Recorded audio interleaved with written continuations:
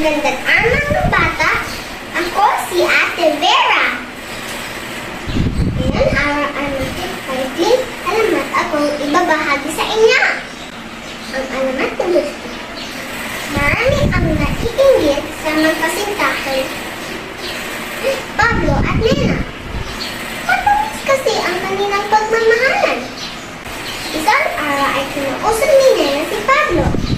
Ang dalaga ay bibigyan ng pagsubok ang lalaki upang matiyak kung gano'n siyang kamahal nito. Kumain si Pablo. Kayo mo bang ibigay sa akin ang puso ng iyong ina? Tanong ni Nena. Sinabi ni Nena na kapag naibigay ni Pablo ang puso ng ina ay pagkakasal na ito sa kasintahan.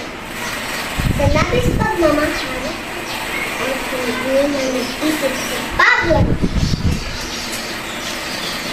Umuwi siya para ikalan ang pangako sa nobya.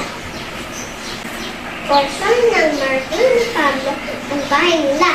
Hinanap niya ang ina. Nakita niya ng darasal ito.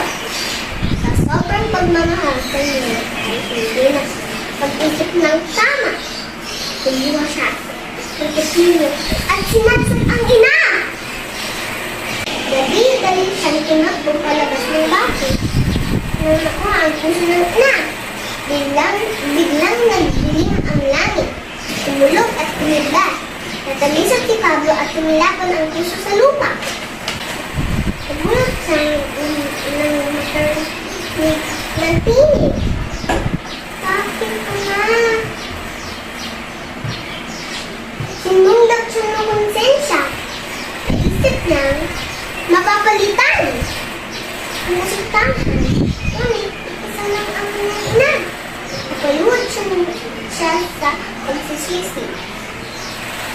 Muling kumilat at marahil ay parehas na rin ng langit. Unting-unting nabago ang ano ng Pablo. Nag-iisa siyang bukiti. At dito nagtatapos ang alamat ng bukiti. Paano mga bata? Don't forget to like and subscribe!